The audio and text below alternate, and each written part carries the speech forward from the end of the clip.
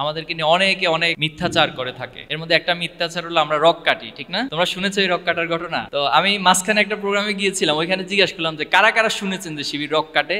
সেখানে প্রায় 60% শিক্ষার্থীরা হাত তুলছে যে আমি শুনেছি শিবির রক কাটে। তো শিবির রক কাটে এটা জেনে শুনে শিবিরের প্রোগ্রামে এভাবে আসা, এটা তো অনেক বড় সাহসিকতার বিষয়। মানে কম সাহস হলে কি এটা সম্ভব যে জানি যে একজন লোক রক কাটে, অথচ তার প্রোগ্রামে এসে আমি খুব সাবলীলভাবে বসে আছি? তাহলে আমাদেরকে নিয়ে এই ধরনের মিথ্যাচার অতীতে অনেক হয়েছে, এখনো পর্যন্ত হচ্ছে, এখনো নতুন নতুন শব্দের আমদানি করে আমাদের জন্য। কিন্তু আমরা তাদের দিকে তাকিয়ে একটা মুচকি হাসি দেই, আর আমরা আমাদের লক্ষ্য প্রাণে অবিরাম ছুটে চলি। তোমাদের এই A+ প্রাপ্তির ক্ষেত্রে নিঃসন্দেহে তোমরা একটা সময় স্বপ্ন দেখেছ। যখন দেখেছ যে যারা A+ পায় তাদেরকে সমাজ সেলিব্রেট করে, সমাজ তাদেরকে সম্মানের একটা আসন দেয়, সবাই তাকে নিয়ে পিতামাতা আত্মীয় স্বজন সবাই গর্ববোধ করে, এই যখন একটা পিকচার তোমার সামনে এসেছিল, তখন তুমি স্বপ্ন দেখেছো যে আমাকে A+ পাওয়া প্রয়োজন। ঠিক স্বপ্নটা দেখেই তুমি ঘুমিয়ে যাও নাই, তুমি কষ্ট করেছ, পরিশ্রম করেছ, ক্লাস করেছ, শিক্ষক থেকে যেটা বোঝার সুযোগ হয়নি বারবার চেষ্টা করে বুঝে নিয়েছ। নিঃসন্দেহে এমন অনেকটা রাত কেটেছে যে তোমার একটা পড়া বা একটা লেসন শেষ হচ্ছে না, তোমার ঘুমে ঝিমিয়ে যাচ্ছ, বারবার চা খেয়ে অথবা কফি খেয়ে অনেক কষ্ট করে তুমি নিজের ঘুমকে বাদ দিয়ে সে পড়া শেষ করেছ, এরপর আলটিমেটলি ফাইনালি একটা ভালো রেজাল্ট করেছ। এমনটাই তো হয়েছে সবার ক্ষেত্রে। তো এই যে কষ্টের মধ্য দিয়ে অর্জন,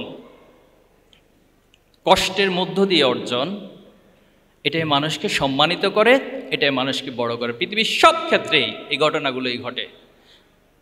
তো সে জায়গায় আমি তোমাদের পাশাপাশি এখানে যারা অভিভাবক আছেন, অভিভাবকদের প্রতিও আন্তরিকভাবে অভিনন্দন, কৃতজ্ঞতা জানাচ্ছি যে আপনাদের মানসিক সকল সাপোর্ট থেকেই আপনাদের সন্তানরা, আপনাদের পরিবারের সদস্য, আপনার ভাই অথবা বোন আজকে অর্জন করেছেন। আমি এই অর্জনের পাশাপাশি কিছু বিষয় একটু স্মরণ করিয়ে দিতে চাই। আজকে যে অর্জনটা করেছ, এটা কি আমাদের জীবনের শেষ অর্জন? এর আগেও হয়তো অনেক অর্জন করেছিলাম। ক্লাস 1 থেকে রুল হয়তো 1 ছিলাম, ক্লাসে ফার্স্ট বয় ছিলাম, ফার্স্ট গার্ল ছিলাম, এভাবে করতে করতে এখন এসএসসি লেভেলটা পার করেছি। এই এসএসসির পরেও আমাদের জন্য অনেকগুলো লেভেল এখনো বাকি আছে। আমাদের জীবন কতদিন শেষ হবে কেউ কি জানি? কে কে জানি যে ভাই আমার মতো, আমি জানা আছে যে আমি ইনশাল্লাহ আগামী 10 বছর পৃথিবীতে থাকবো, এটা আমি কনফার্মেশন দিচ্ছি। অথবা বাংলাদেশের গড় আয়ু 60 to 70 ভ্যারি করে, আমি ইনশাল্লাহ 70 ইয়ার্স এই পৃথিবীতে স্থায়ী থাকব, এরকম কি কারো নিশ্চয়তা আছে? নেই। তাহলে আমাদের জীবন কার কখন শেষ হবে সেটা আমরা জানি না, কিন্তু এতটুকু জানি জীবন কখনো সমান্তরালভাবে চলে না, জীবনে উত্থান পতন থাকে। কোরআনে এই বিষয়টাকে এভাবে উপস্থাপন করেছে, ফা ইন্না মাআল উসরি ইউসরা, ফা ইন্না মাআল ইউসরি ইউসরা, যে মানুষের সহজ অবস্থার পরে একটা কঠিন অবস্থা আসে, আবার কোনো একটা কঠিন অবস্থার পরে একটা সহজ অবস্থা আছে। আজকে যদি আমরা মনে করি যে আমাদের এসএসসি A+টাই আমার জীবনে সব কিছু হয়ে গেছে, তাহলে আমার জন্য সামনের দিনের আলটিমেট জায়গায় পৌঁছাটা বেশ কঠিন হয়ে যাবে। এজন্য আমার জীবনে হাসি আসবে, মাঝে মাঝে কান্না করতে হবে, অনেকবার নীরবে নিবৃত্তে কান্না করতে হবে, সেটা কেউ দেখবে কেউ দেখবে না। জীবনে অনেক হতাশার কারণ এসে সামনে দাঁড়াবে, কিন্তু আমি আমার স্বপ্নকে, আমার লক্ষ্যে পৌঁছার জন্য আপ্রাণ চেষ্টা চালিয়ে যাবে। তোমাদেরকে একটু সতর্ক করি, সতর্ক করা উচিত। সেলিব্রেশন তো করেছি, একটু সতর্ক করি। নিঃসন্দেহে আমার আগের বক্তারা ওই বিষয়গুলো বলেছেন। 2025 সালে তোমরা এসএসসি পরীক্ষা দিয়েছিলে 19 লক্ষ, একসাথে 19 লক্ষ প্লাস এসএসসি পরীক্ষা দিয়েছিলে। সেখান থেকে তোমরা A+ পেয়েছো 1,39,000, তার মানে বিশাল একটা সংখ্যা A+ পায়নি। মজার বিষয় হচ্ছে তোমার পরবর্তী যে ধাপগুলোতে তুমি যাবা, এইচএসসি বা আলিম পরীক্ষার পর যে বিশ্ববিদ্যালয় অথবা মেডিকেল, এটাই তো আমাদের ম্যাক্সিমামের স্বপ্ন যে আমরা একটা পাবলিক বিশ্ববিদ্যালয়ে ভর্তি হব অথবা আমি মেডিকেলে চান্স পাবো। কিন্তু এটাকে তুমি মজার বিষয় বলতে পারো, আবার হতাশার বিষয় বলতে পারো, আবার তোমার জন্য চ্যালেঞ্জ হিসেবে একটা দায়িত্ব হিসেবে নিতে পারো যে সেখানে সবগুলো পাবলিক বিশ্ববিদ্যালয় মেডিকেল যোগ করলে সিট সংখ্যা দাঁড়ায় 61,449। তার মানে আমার 1 লক্ষ যে A+ পেয়েছি, সেটার অর্ধেকের চেয়েও বাংলাদেশে তোমার জন্য বিশ্ববিদ্যালয়ের মেডিকেলে সিট সংখ্যা নেই। তাহলে কতটা কম্পিটিশনের মধ্য দিয়ে তোমাকে যেতে হবে। আমি আশা করি তোমরা সে লড়াইয়ে, সেই স্বপ্নে পৌঁছবা ইনশাআল্লাহ। আমাদের জীবনে অনেক অর্জন আছে, অর্জনের পর সফলতা। একটু খেয়াল করো শব্দটা, আমি জানি না খুব কঠিন হবে কিনা। অর্জন এবং সফলতা দুটোর মধ্যে পার্থক্য আছে। অর্জন মানে কোনো একটা জিনিস আমার ঝুলিতে আসলো, আর সফলতার একটা টার্গেট থাকে, একটা গোল থাকে। সেই গোল যখন পুরোপুরি অ্যাচিভ হয় সামষ্টিকভাবে, তখন সেটাকে আমরা সফল বলতে পারি। আর আরেকটা শব্দ আমরা এটার সাথে যুক্ত করতে পারি যে চূড়ান্ত সফলতা অথবা আলটিমেট সফলতা। তুমি ক্লাস 8-এ বৃত্তি পরীক্ষা দিয়েছো, বৃত্তি পাইছো, এটা একটা অর্জন, এটা নট তোমার সফলতা। কারণ তুমি বৃত্তি পরীক্ষা পেয়ে তুমি এসএসসিতে এসে ফেলও করতে পারো, এরকম অসংখ্য তোমার বন্ধুর ক্ষেত্রে ঘটেছে। আবার তুমি এসএসসিতে এ প্লাস পাইছো, এটা তোমার অর্জন, কিন্তু তুমি যখন ইন্টারমিডিয়েটে ফেল করবা অথবা এ প্লাস পাবা না, তখন এটা তোমার জন্য একটা ব্যর্থতা, যেটাকে আমরা সফল বলতে পারি না। আবার তুমি এসএসসি ইন্টারমিডিয়েট সবগুলোতে গোল্ডেন এ প্লাস পাইছো, কিন্তু তুমি কোথাও ভালো জায়গায় চান্স পাইলা না, এটাকেও আবার এক ধরনের ব্যর্থতা হিসেবে সমাজ ট্রিট করে। আর এভাবে করে আমি আমার প্রফেশনাল লাইফেও খুব ভালো কিছু অর্জন করলাম। প্রফেশনাল লাইফে সবচেয়ে ভালো, সম্মানিত এবং স্মার্ট একটা প্রফেশন আমি নিলাম, কিন্তু এরপরে আমি কোনো কারণে সব কিছু শেষ করলাম, দুনিয়ার জীবনের জার্নিটা শেষ করলাম। শেষ করার পর মৃত্যুর পর যখন আল্লাহর কাছে উপস্থিত হব, বা যেখানে যে যে ধর্মে বিশ্বাস করে, নিঃসন্দেহে আমরা এটা মনে প্রাণে বিশ্বাস করি যে মৃত্যুর পর আমাকে আমার সকল কাজের হিসাব দিতে হবে। এখন দুনিয়ার দৃষ্টিকোণ থেকে তুমি সবচেয়ে সেরা ধনী হলা বাংলাদেশের, বাংলাদেশ সবচেয়ে পাওয়ারফুল পার্সন হলা, বাংলাদেশের অর্জনের দিক থেকে তুমি সবাইকে অগ্রগামী করে সফল হলা, কিন্তু আলটিমেট যে সফল, যেটা আমাদের মৃত্যুর পরে চিরস্থায়ী জীবনে আল্লাহর পক্ষ থেকে আসবে, সেখানে যদি আমি সফল হতে ব্যর্থ হই, তাহলে আমার আগের এতগুলো অর্জন, এতগুলো সফলতা আসলে আলটিমেটলি ব্যর্থ হিসেবে ধরে নেওয়া হবে। এই প্রসঙ্গে আমি লাস্টে আবার ফিনিশিং দেব। এখন আসো আমি তোমাদেরকে শুরুতেই স্বপ্ন দেখা এবং আশাবাদী হওয়ার বিষয়ে বলবো। তোমার অনেক লিমিটেশন থাকতে পারে, তোমার চাহিদার অনেক ঘাটতি থাকতে পারে, পারিবারিক যোগান অনেক কম থাকতে পারে, কিন্তু তুমি যখন স্বপ্নগুলো দেখবা, স্বপ্নের পিছনে লেগে থাকবা, তখন সেটা তোমাকে সফলতার দিকে নিয়ে যাবে। টমাস আলভা এডিসনের উদাহরণটা আমরা দেখতে পারি। তিনি 10,000 বার ব্যর্থ চেষ্টা করেছেন বৈদ্যুতিক বাল্ব আবিষ্কার করতে গিয়ে, এবং প্রতিবার তিনি ব্যর্থ হয়ে, তিনি এটাকে ব্যর্থতা বলেন নাই, তিনি ওনার জন্য শিক্ষা বলেছেন, এবং সেখান থেকে শিখে 10,000 বারের পরে তিনি এই বৈদ্যুতিক বাল্ব আবিষ্কার করেছেন। মজার একটা ঘটনা আছে, উনি যখন প্রাইমারি স্কুলে গিয়েছিলেন, তো প্রাইমারি স্কুলের শিক্ষক টমাস আলভা এডিসনের কাছে একটা চিঠি লিখে ধরিয়ে দিলেন যে তুমি এটা তোমার মায়ের কাছে দিবা। তো স্বাভাবিকভাবে তিনি সেটা আনলেন এবং মায়ের কাছে দিলেন। মা সে চিঠিটা দেখে মায়ের চোখ দিয়ে পানি বের হচ্ছিল, গড়িয়ে পড়ছিল, কান্না করছিলেন মা। তো টমাস জিজ্ঞাসা করলো যে মা তুমি কান্না কেন করছো, চিঠিতে কি লেখা আছে? তখন তার মা বলেছিল চিঠিতে লেখা আছে যে আপনার সন্তান টমাস একজন অসাধারণ ব্যক্তি। কি বলেছে? আপনার সন্তান টমাস একজন অসাধারণ ব্যক্তি। মায়ের কাছ থেকে এই কথা শোনার পর তার ভিতরে একটা উদ্দীপনা কাজ করলো যে আমার শিক্ষক আমার সম্পর্কে এই ধারণা রাখে, আমার মা আমাকে জিনিসটাকে এত চমৎকারভাবে প্রেজেন্ট করেছেন, তার মানে আমাকে সমাজে, পৃথিবীতে একটা অসাধারণ কিছু হয়ে দেখাইতে হবে। পরবর্তীতে যখন তিনি সফল হইলেন, পৃথিবীবাসীকে পরিচিত পাইলেন, তখন তিনি ওনার মায়ের চিঠিটা কালেক্ট করছেন, খুঁজে পাইছেন। খুঁজে পেয়ে তিনি চিঠিতে দেখছেন যে ওনার মা বলেছেন যে টমাস একজন অসাধারণ ব্যক্তি। আসলে চিঠিতে কি লেখা ছিল? চিঠিতে লেখা ছিল, শিক্ষক বলছেন যে আপনার সন্তান একজন অপদার্থ, তার মতো এত মেধাহীন ছাত্র আমাদের ক্লাসে আর নাই, তাকে মেহেরবানি করে এই প্রতিষ্ঠান থেকে আপনি নিয়ে যান। তার মা যদি ঠিক ওই মুহূর্তে এই কথাগুলোই তার সন্তানকে বলতো, তাহলে আজকে হয়তো তিনি টমাস আলভা এডিসন হইতে পারতেন না। এজন্য আমাদের এই উৎসাহ উদ্দীপনা, আমি অভিভাবকদেরকে অনুরোধ করব, মাঝে মাঝে আপনার কাছে মনে হইতে পারে হতাশার অনেক কারণ থাকতে পারে, বাট উৎসাহ উদ্দীপনাটাকে কখনো কমিয়ে দিবেন না, এবং এই উৎসাহ উদ্দীপনার প্রচেষ্টাই একটা সময় আমাদেরকে সফল করবে। ইমাম বুখারী রাহিমাহুল্লাহ, তিনি বুখারী শরীফের মতো পৃথিবীর সেরা হাদিস গ্রন্থ সংকলন করেছেন, অথচ তিনি এমন অবস্থা ছিল, দারিদ্রতার কারণে বই কিনে যে পড়বেন সে পড়ার মতো সামর্থ্য ছিল না। তিনি সব জায়গায় শুনে শুনে হাদিসগুলো মুখস্থ করে নিতেন। আজকে তিনি ইসলামী শরিয়ার ক্ষেত্রে, হাদিস শাস্ত্রের ক্ষেত্রে কত বড় ভূমিকা রেখেছিলেন, শুধুমাত্র ওনার আপ্রাণ প্রচেষ্টার কারণে।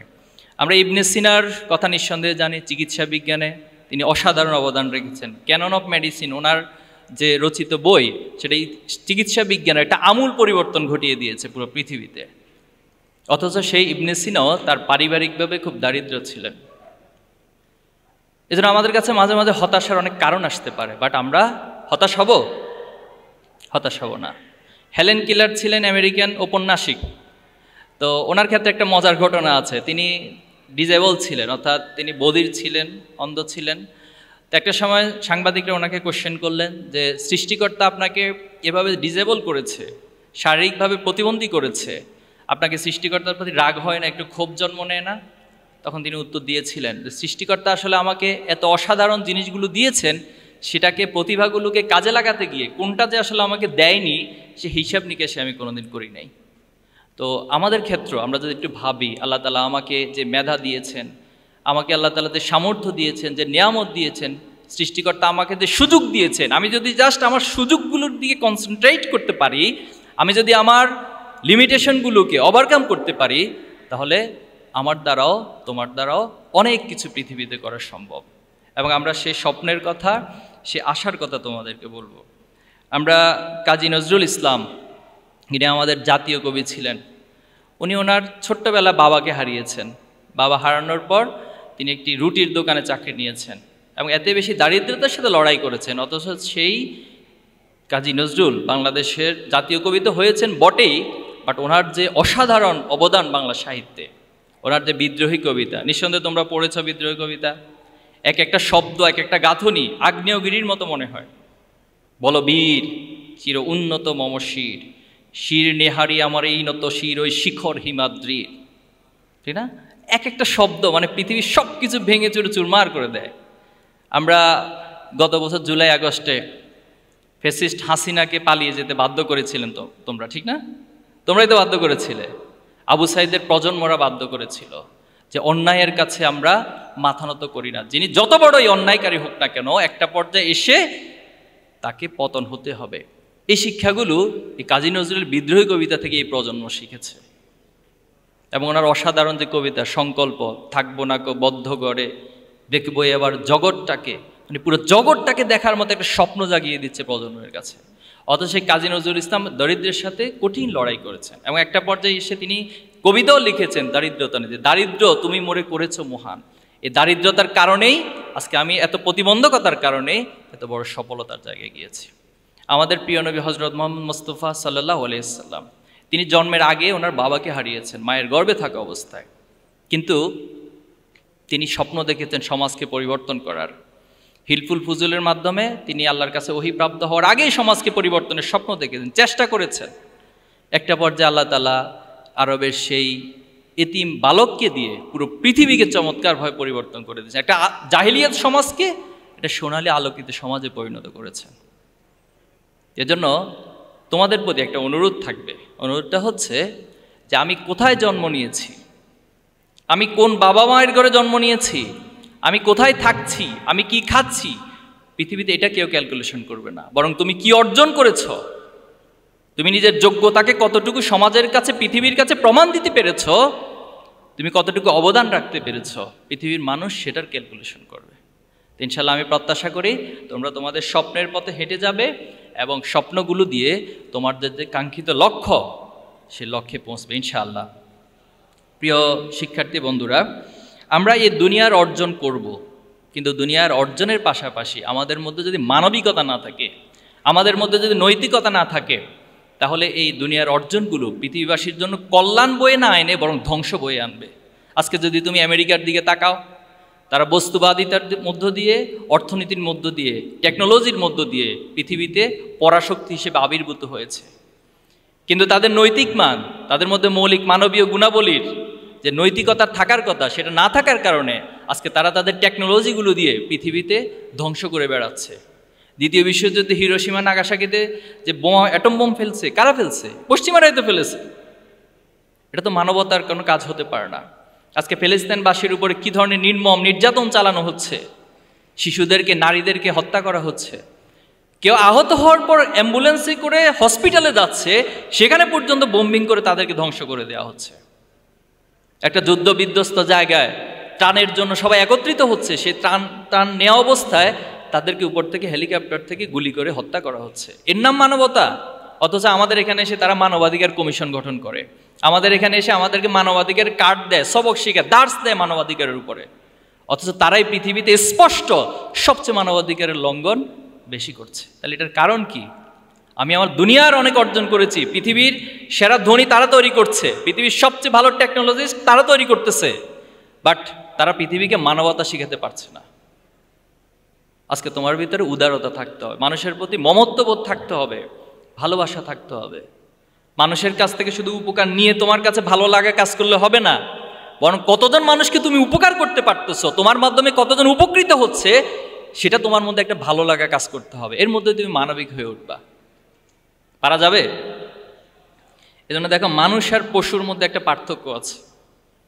আমাদের বাবা মারা বলে না সবাই যে বাবা মানুষের মতো মানুষ হও, অথবা আমাদের অভিভাবক যারা আছেন, আত্মীয় স্বজন যারা আছেন, বাবা আল্লাহ তোমাকে অনেক বড় করুক, অনেক মানে মানুষের মতো মানুষ হিসেবে তুমি যেন আল্লাহ তোমাকে কবুল করে, এই দোয়া করেন। কেন করেন? এটা কোরআনে আল্লাহ তাআলা বলছেন যে মাঝে মাঝে মানুষ এমন চরিত্র ধারণ করে, সে মানবিকতাকে হারিয়ে ফেলে, সে পশুত্বের জায়গায় পৌঁছে যায়। বলা হচ্ছে উলাইকা কাল আনাম বাল হুম আদাল, তারা পশুর মতো, মাঝে মাঝে তার চেয়ে নিকৃষ্ট। আমি কয়েকটা উদাহরণ দিই, তুমি বুঝবা। যেমন আবরার ফাহাদকে যখন হত্যা করা হয়েছে, তোমরা জানো তো এই ঘটনাগুলো, ইতিহাসগুলো একটু জানার চেষ্টা করবা। বুয়েটের মেধাবী শিক্ষার্থী আবরার ফাহাদ, সে নামাজ পড়তো, এজন্য সে শিবির, তাকে শিবির বলা হয়েছে। সে হচ্ছে কোনো অন্যায় হলে অন্যায়ের প্রতিবাদ করে, এজন্য তাকে শিবির বলা হয়েছে। পরবর্তী দেখা গেল তার বন্ধুরা কয়েকজন মিলে তাকে সারা রাত ধরে সাপের মতো লাঠি দিয়ে পিটিয়ে পিটিয়ে সারা রাত পিটাইছে, পিটিয়ে পিটিয়ে হত্যা করছে। এখন প্রশ্ন হলো, আবরার ফাহাদকে আমরা মেধাবী বলছি, ভালো বলছি, আবরার ফাহাদের সাথে যারা ভর্তি হয়েছিল বুয়েটে, নিঃসন্দেহে তারাও তো অনেক কম্পিটিশন করে, অনেক মেধার পরিচয় দিয়ে সেখানে ভর্তি হয়েছে। কিন্তু তাদের ভিতরে এই মানবিকতাটা কেন তৈরি হলো না যে আমি আমার একজন বন্ধুকে এভাবে পিটিয়ে হত্যা করতে পারি না? তার মানে তার মানবিকতার, মোরালিটির ঘাটতি রয়েছে। বিশ্বজিতের কথাও তোমরা শুনেছ। বিশ্বজিৎকে বলা হলো সে শিবিরের হিন্দু শাখার সদস্য। পরবর্তী তাকে পুরো পৃথিবীবাসী দেখেছে, মিডিয়ার সামনে লাইভ টেলিকাস্টের মধ্য দিয়ে তাকে কুপিয়ে হত্যা করা হয়েছে। এজন্য আমরা ভালো ছাত্র হব, পৃথিবীতে অনেক কিছু অর্জন করব, কিন্তু আমাদের ভিতরে মানবিকতা। তুমি ডাক্তার হও, কিন্তু মানবিক ডাক্তার। তুমি এমন ডাক্তার হইও না তোমার সামনে তোমার রোগী মারা যাচ্ছে কিন্তু তুমি তোমার টাকা পেড করার আগে সেখানে হাত দিবা না, এরকম ডাক্তার তুমি হইও না ভাই। তুমি ইঞ্জিনিয়ার হও, কিন্তু এমন ইঞ্জিনিয়ার হইও না তোমার এক ইঞ্জিনিয়ারিং এর মধ্য দিয়ে কোটি কোটি টাকা, মানুষের টাকা তুমি তোমার পকেটে নিয়ে নিবে, এমন ইঞ্জিনিয়ার হইও না। তুমি এমন শিক্ষক হইও না যে শিক্ষকের কাছে অভিভাবক তার সন্তানকে পাঠিয়ে তাকে টেনশনে থাকতে হয়, তুমি এমন শিক্ষক হইও না। এরকম অনেক শিক্ষককে আমরা পেয়েছি, অনেক পরিমলকে আমরা পেয়েছি, যাদের কাছে শিক্ষার্থীদেরকে পাঠিয়ে তারা শিক্ষার দেওয়ার নামে অনৈতিকতা শিক্ষা দিয়েছে, অশ্লীলতা শিক্ষা দিয়েছে। বরং কিছুদিন আগে আমরা দেখেছি যখন মাইলস্টোনে বিমান বিধ্বস্ত হলো, সেখানে আমাদের একজন শিক্ষিকা মেহেরিন ম্যাম, তিনি তার নিজের জীবনের ঝুঁকি নিয়ে অনেক শিক্ষার্থীদেরকে বাঁচিয়েছে, কিন্তু একটা পর্যায়ে তাকে নিজেকে মারা যেতে হয়েছে। আমরা এমন মানবিক শিক্ষক হতে চাই। পারা যাবে না ইনশাআল্লাহ? আজকের এই প্রোগ্রাম থেকে শুধুমাত্র তোমাদের হাতে যে ক্রেস্ট দেয়া না, তোমাদের হাতে শুধুমাত্র একটা ফুল দেওয়া না, বরং তোমাদেরকে মেসেজগুলো দিয়ে ছাত্র শিবির এই দুনিয়ার অর্জনের পাশাপাশি একজন মানবিক হিসেবে মানুষত্ববোধ অর্জনের মধ্য দিয়ে, নৈতিকতা অর্জনের মধ্য দিয়ে তোমার প্রত্যেকটা অর্জন যেন সমাজের জন্য, পৃথিবীর জন্য উপকারে আসে। তোমার জ্ঞানগুলো যেন মানুষের জন্য উপকারে আসে। তোমার এমন কোনো জ্ঞান, এমন কোনো অর্জন হবে না যেটা মানুষের জন্য ধ্বংসের কারণ হয়। পারবো তো ইনশাআল্লাহ আমরা? ইনশাআল্লাহ। এজন্য যদি তোমার ভিতরে মোরালিটি না থাকে, আমি আবার রিপিট করতেছি এই কথাটা, যদি তোমার মধ্যে মোরালিটি না থাকে, তোমার পৃথিবীর অনেক অর্জন, অনেক সফলতা একটা পর্যায়ে নিষ্প্রাণ মনে হবে তোমার কাছে, এগুলোর কোনো মূল্য থাকবে না তোমার কাছে। এজন্য আমরা তোমাদেরকে সেই জায়গাটাতে যাওয়ার জন্য অনুরোধ করব। প্রিয় শিক্ষার্থী বন্ধুরা, আমি শেষের দিকে চলে এসেছি। কয়েকটি চ্যালেঞ্জের কথা বলতে চাই। আমরা যে সমাজে বসবাস করছি, যে যুগে বসবাস করছি, এটা একটা শিফটিংয়ের মধ্য দিয়ে যাচ্ছে, কন্টিনিউয়াসলি শিফট হচ্ছে, জেনারেশন শিফট হচ্ছে, চিন্তার শিফটিং হচ্ছে, মানুষের লাইফ স্টাইলে শিফটিং হচ্ছে। আজ থেকে ঠিক 20 বছর 30 বছর আগে তুমি ওই সময় লাইফস্টাইল স্টাডি করো, দেখবা সেখানে তোমার জন্য এত চ্যালেঞ্জ ছিল না। আজকে ডিভাইস তোমার হাতে হাতে চলে এসেছে, ডিভাইসে হিউজ একটা সময় তোমার নষ্ট হয়ে যাচ্ছে, তোমার পড়াশোনা করার মতো কোনো সময় খুঁজে পাচ্ছ না। একটা গবেষণা উঠে এসেছে যে বাংলাদেশের টোটাল শিক্ষার্থীদের মধ্যে মাত্র 20% তারা তাদের একাডেমিকের বাহিরে কিছু পড়াশোনা করেন, আর বাকি 80% তারা একাডেমিকটাকে তো ভালো করে কি পড়েন সেটা অন্য বিশ্লেষণ, বাট একাডেমিকের বাইরে তাদের কোনো স্টাডি নেই। অথচ আজকে থেকে 30 বছর আগে তুমি দেখবা যে যখন শিক্ষার্থীরা কোনো বন্ধ আসতো তখন তারা আগে থেকে বই কালেক্ট করতো লাইব্রেরি থেকে এবং সেই বইগুলো পড়তো। তারা যখন কোথাও লং জার্নিতে যেত তাদের ব্যাগের মধ্যে বই নিয়ে যেত, যাতে করে বাসে বসে অথবা যানবাহনে বসে সে বই পড়তো। কিন্তু আজকে সেটা কোথায় এসে দাঁড়াচ্ছে? আজকে কারো হাতে বই খুঁজে পাওয়া যায় না। কি খুঁজে পাওয়া যায়? কি খুঁজে পাওয়া যায়? মোবাইল খুঁজে পাওয়া, স্মার্টফোন খুঁজে পাওয়া। আর স্মার্টফোনে কি নিঃসন্দেহে কন্টিনিউয়াসলি একাডেমিক পড়াশোনাই হয়, সেখানে ফ্রি ফায়ার হয়, আগুন ধরে যায়, ঠিক না? মাঝে মাঝে আমার ছোট যারা আছে তাদেরকে দেখি, মানে একেবারে তার হাতের চেয়ে হচ্ছে তার বডি বেশি নাড়াচাড়া করে, মানে পাবজি ফ্রি ফায়ার এগুলো খেলতে খেলতে অবস্থা খুব ভয়াবহ হয়ে যায়। মাঝে মাঝে সাউন্ড করে বসে, অ্যাটাক অ্যাটাক এ ধরনের কিছু সাউন্ড করে। তো যাই হোক, এই জায়গাগুলো আমাদেরকে ক্ষতি করছে। আমি সচেতনতার জন্য বিষয়গুলো তুলে ধরলাম। এই ডিভাইস আসক্তি থেকে আমাদেরকে মুক্ত থাকতে হবে, এবং এটা অনেকাংশে আমাদের কিছু অশ্লীলতার দিকে ঠেলে দিচ্ছে, অজান্তে অশ্লীলতার দিকে ঠেলে দিচ্ছে। প্লিজ অনুরোধ করব, সচেতন থাকতে হবে ভাই, নতুবা তোমার এই স্বপ্নগুলো তুমি স্বপ্ন দেখেই যাবা, বাট আলটিমেটলি তোমাকে এই চ্যালেঞ্জগুলো নষ্ট করে দেবে, ধ্বংস করে দেবে। আরেকটা বিষয় চ্যালেঞ্জে বলতে চাই, বর্তমান সময়ে হারাম রিলেশনশিপ, বিষয়টা একটু খোলামেলা বলছি আমি।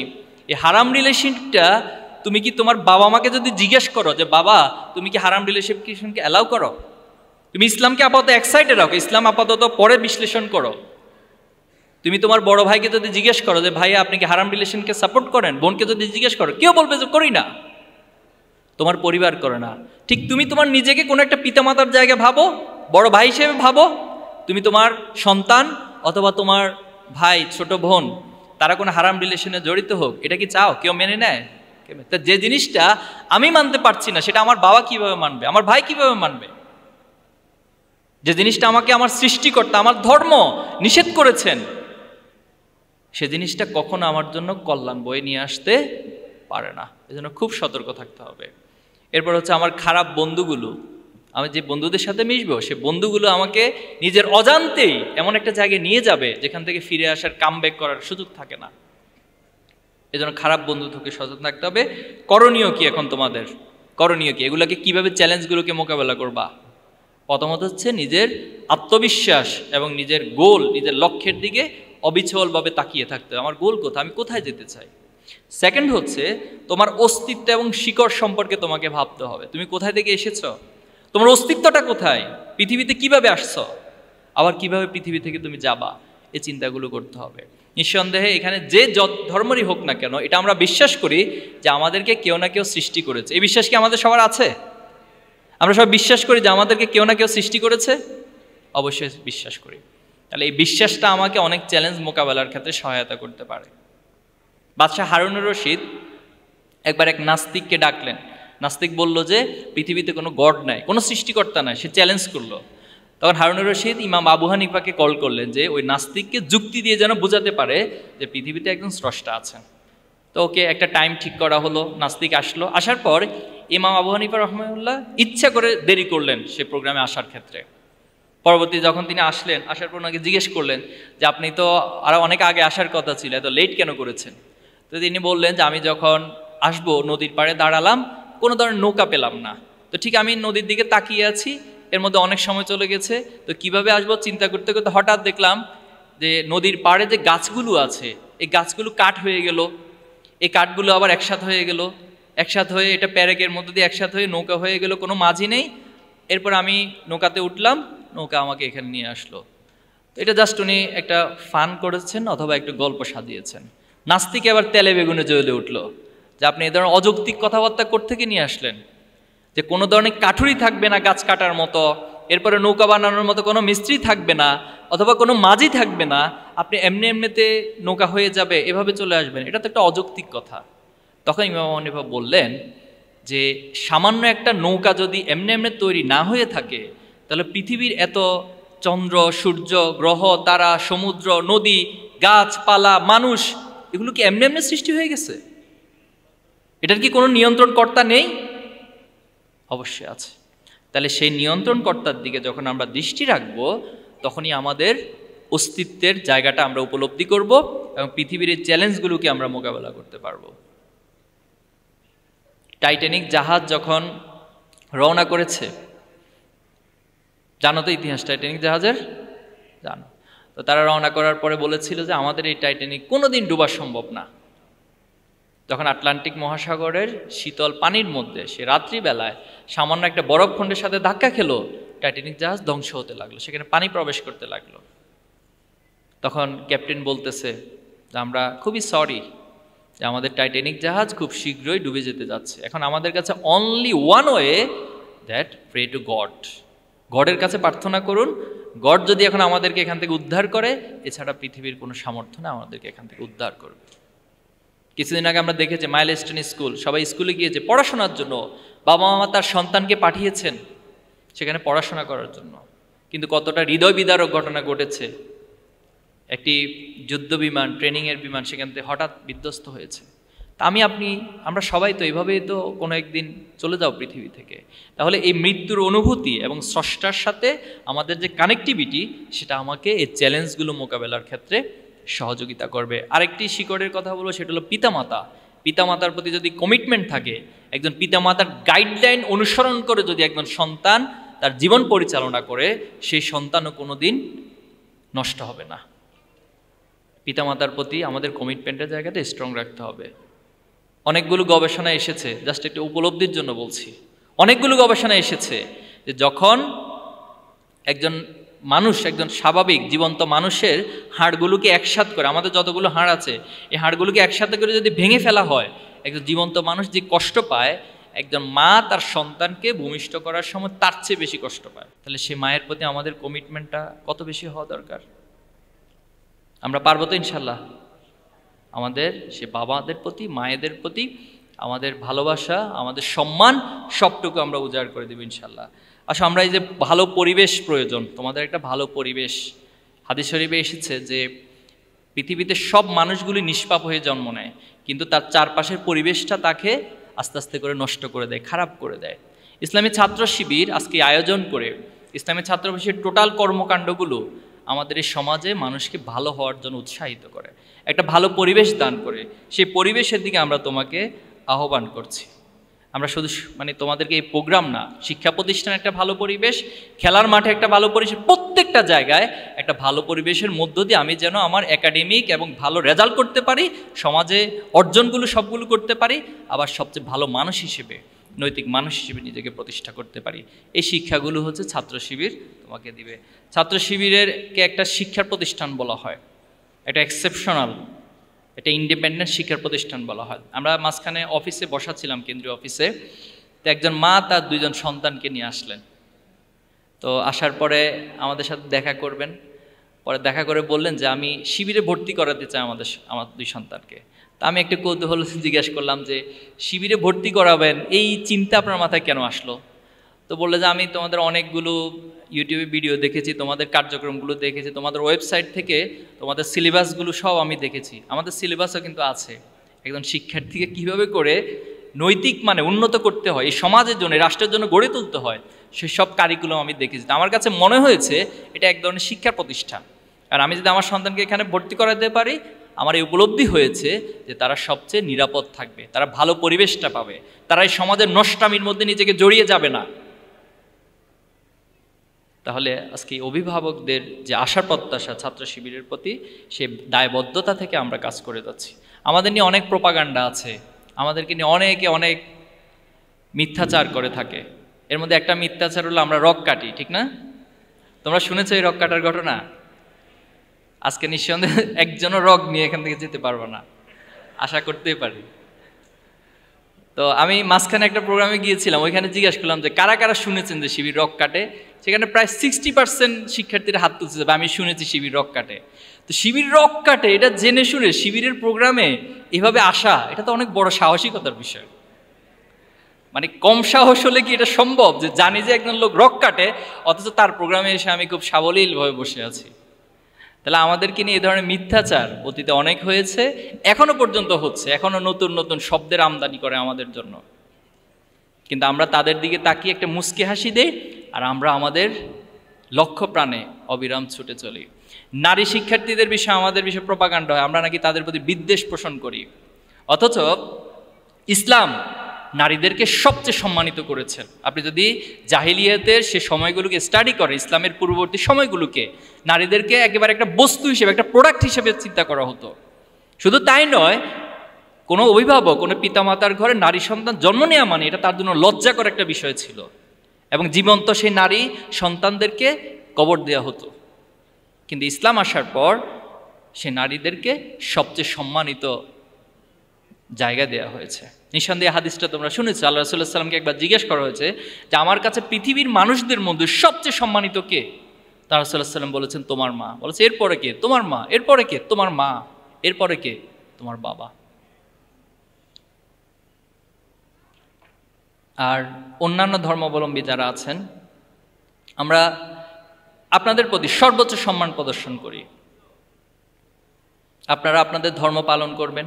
ইসলামে কখনো অন্য ধর্মের প্রতি বিদ্বেষ পোষণ করা, এটাকে নিষেধ করা হয়েছে, ডিরেক্টলি নিষেধ করা হয়েছে, হারাম করা হয়েছে। আপনারা এই গল্পটাও জানেন যে আল্লাহ রাসূলুল্লাহ সাল্লাল্লাহু আলাইহি ওয়াসাল্লাম সম্পর্কে একবার বলা হয়েছিল যে তিনি মক্কা বিজয়ের পর যাকে যেখানে পাচ্ছেন হত্যা করতেছেন। তখন এক বৃদ্ধ মহিলা, তিনি তার সব কিছু ছেড়ে দিয়ে, তার ঘরবাড়ি ছেড়ে দিয়ে অন্যত্র চলে যাচ্ছেন। তো মাঝখানে আল্লাহ রাসূলুল্লাহ সাল্লাল্লাহু আলাইহি ওয়াসাল্লামের সাথে দেখা হলো। তাকে জিজ্ঞেস করা হলো যে আপনি কোথায় যাচ্ছেন? বলা হলো যে মুহাম্মদ আজকে মক্কা বিজয় করেছে, এজন্য সে যাকে যেখানে পাচ্ছে সেখানে হত্যা করছে, এজন্য আমি পালিয়ে চলে যাচ্ছি। তখন রাসূলুল্লাহ সাল্লাল্লাহু আলাইহি ওয়াসাল্লাম বললেন আপনার তো এই ব্যাগপত্র নিতে কষ্ট হচ্ছে, আপনি এগুলো আমার কাঁধে দিন। তো তিনি নিলেন, নেওয়ার পরে বৃদ্ধ মহিলাকে তার গন্তব্যে পৌঁছে দিলেন। পৌঁছে দেওয়ার পরে বলতেছে যে আজকে তুমি আমাকে অনেক উপকার করছো, মুহাম্মদের হাত থেকে তুমি আমাকে বাঁচাইছো। যে মুহাম্মদ আজকে যাকে যেখানে পাচ্ছে তার ধর্ম গ্রহণ না করলেই তাকে কতল করে ফেলতেছে। কি ভয়াবহ কথা। আচ্ছা বাবা, তুমি তো আমার অনেক উপকার করছো, তোমার পরিচয়টা একটু বলো। তখন তিনি বললেন যে আপনি যে মুহাম্মদের ভয়ে পালিয়ে চলে আসছেন, আমি স্বয়ং সেই মুহাম্মদ। সুবহানাল্লাহ। এটাই হচ্ছে ইসলামের শিক্ষা, এটাই ছাত্র শিবিরের শিক্ষা। আমরা আল্লাহ রাসূলুল্লাহ সাল্লামের এই শিক্ষাগুলোকেই সমাজে বাস্তবায়ন করতে চাই। এক পক্ষ আমাদেরকে সারাদিন গালি দিবে, তারাই গালি দিতে দিতে তারা একটা সময় নিস্তেজ হয়ে যাবে। আর আমরা আমাদের গঠনমূলক কাজগুলো এই সমাজের ছাত্রদেরকে সৎ, দক্ষ এবং দেশপ্রেমিক গড়ে যাওয়ার যে মিশন এবং ভিশন, সেই কাজগুলো আমরা করে যাব। ইনশাআল্লাহ আমরাই বিজয়ী হব, আল্লাহ আমাদের সহায় হবেন ইনশাআল্লাহ। আমি পরিশেষে তোমাদেরকে একটা অনুরোধ করতে চাই, তোমরা আজকে A+ পেয়েছো, সার্টিফিকেট পেয়েছো, সমাজ থেকে সেলিব্রেশন পাচ্ছ। তোমাকে শুধুমাত্র এই SSC এর ইন্টারমিডিয়েটের A+ পাইলে হবে না, জীবনের প্রত্যেকটা সেক্টরে A+ পাইতে হবে তোমাকে। তুমি তোমার বাবা মায়ের কাছে একজন A+ ক্যাটাগরির সন্তান হবা, তুমি তোমার শিক্ষকদের কাছে একজন A+ ক্যাটাগরির ছাত্র হবা, তুমি তোমার ভাইয়ের কাছে, বড় বোনের কাছে A+ ক্যাটাগরির ছোট ভাই এবং বোন, তোমার প্রতিবেশীর কাছে যেন A+ ক্যাটাগরির সবচেয়ে সেরা প্রতিবেশী হতে পারো। তোমার বন্ধুদের কাছেও তুমি আচরণে, ব্যবহারে সবচেয়ে সেরা মানুষ হবা। আমরা এই আশা তোমাদের কাছে রাখছি, এবং আমি বিশ্বাস করি আমার সামনে যারা আছো, তোমাদের হাত ধরে আমাদের এই বাংলাদেশ তার কাঙ্ক্ষিত লক্ষ্যে পৌঁছাবে। 2024 জুলাই আগস্ট যে স্পিরিট নিয়ে, যে আকাঙ্ক্ষা নিয়ে এতগুলো রক্ত, এতগুলো জীবন আমরা দিয়েছি, সে জীবনের বিনিময়ে আমরা চাই এই বাংলাদেশ একটি সমৃদ্ধ বাংলাদেশে পরিণত হবে। এবং তোমাদের মধ্য থেকে আগামী দিনে আবু বকর, ওমরের উত্তরসূরিরা তৈরি হবে। তোমাদের মধ্য থেকেই সালাউদ্দিন আইয়ুবীর উত্তরসূরি তৈরি হবে, যারা ফিলিস্তিনে সে মানবতার জন্য কাজ করবে এবং পৃথিবীবাসীকে উদ্ধার করবে, এই জুলুম থেকে নিষ্কৃতি দান করবে। তোমাদের হাত ধরেই বাংলাদেশের এই লুটপাট বন্ধ হবে, বাংলাদেশ থেকে দুর্নীতিগুলো বন্ধ হবে। তোমাদের হাত ধরেই বাংলাদেশ তার অতীতের মতো একটা সমৃদ্ধ বাংলাদেশ ছিল, সেই বাংলাদেশে পৌঁছে যাবে। পারবো তো ইনশাআল্লাহ আমরা? আল্লাহ আমাদেরকে তৌফিক দান করুক। তোমাদেরকে অনেক অনেক ধন্যবাদ, তোমাদের জন্য শুভকামনা জানিয়ে আমার কথা এখানে শেষ করছি। আসসালামু আলাইকুম রহমতুল্লাহ।